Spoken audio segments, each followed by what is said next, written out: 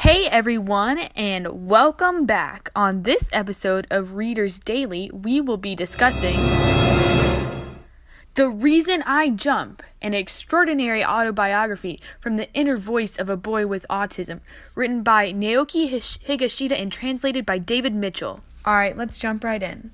The Reason I Jump explores the struggles, emotion, and thoughts through the mind of a 13-year-old autistic boy living in Japan. The translator, David Mitchell, tells us in the introduction, Naoki's autism is severe enough to make spoken communication pretty much impossible even now, but thanks to an ambitious teacher and his own persistence, he learned to spell out words directly onto an alphabet grid. And just when I read the introduction, I thought this was pretty cool that he could even do it like this. About 2 years ago, I was asked to babysit for my mom's friend who lives in the neighborhood. But I had known someone who had previously babysat for her and remembered a crucial fact about her son. He was born with Down syndrome. He was what most people refer to as special needs. I thought to myself, well, this is going to be weird. And as my experiences and the words of Naoki demonstrate, kids with Down syndrome or autism or whatever the genetic condition may be, they experience no different level of feelings and emotions than the rest of us do, and that's part of the theme I think Naoki tries to convey to the reader. Going off of that, this book is very different than most books you might read. Naoki writes in not only first person but also second person. He uses pronouns like I, you, we, us. He uses we to talk a lot about how autistic people feel in general and convey a message of how he senses they feel. Although Naoki has a lot of messages to give the reader about autism, the main theme he really tries to get across is that you should do your best to understand, accept, and love someone for who they are. Naoki tells us that inside, autistic kids are no different than you and me. They have emotions and feelings and mind-wobbling thoughts, all the same things we do, and as much as they are like normal people, they're also unique in their own ways. Naoki talks a lot about how people with autism can't necessarily control some of the actions that they do, and even they don't understand why they do some of those things. I think one of his more powerful quotes that he tells us is that everyone has a heart that can be touched by something. And I think that really speaks for his message, because he's trying to tell us that just because autistic people many times exhibit childish behavior doesn't necessarily mean they have an immature mind or they're not intelligent or they have childish feelings. They experience the same things we do.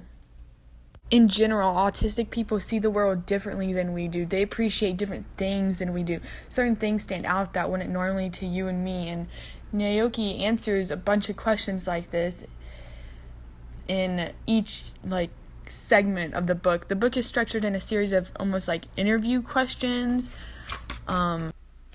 He says why don't you do what you're supposed to even after being told 1,000,000 times? Just all these questions that people who deal with autistic people might wonder and what they're thinking.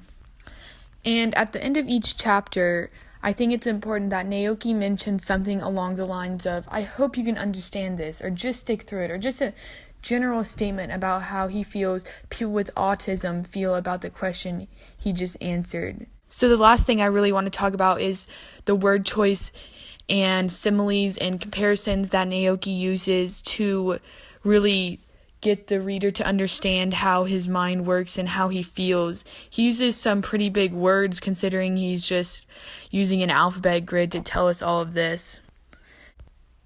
He says, really my urge to be swallowed up by the sky is enough to make my heart quiver. Later he says, then I see no sign of the tsunami attack, only the wreckage I've made. And a person who's looking at a mountain far away does not notice the prettiness of a dandelion in front of them.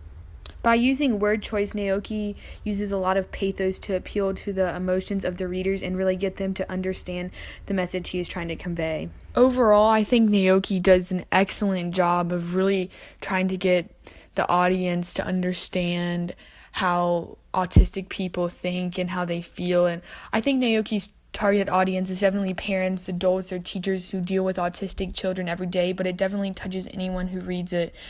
After reading this book, I feel as though I have a different outlook on people with autism or even just special needs in general. I think it's a great read for everyone, especially if you interact with people with autism frequently. And if you haven't already picked up this book and read it, I really hope that after listening to my podcast you do. And that's all I got for today. Thanks for listening.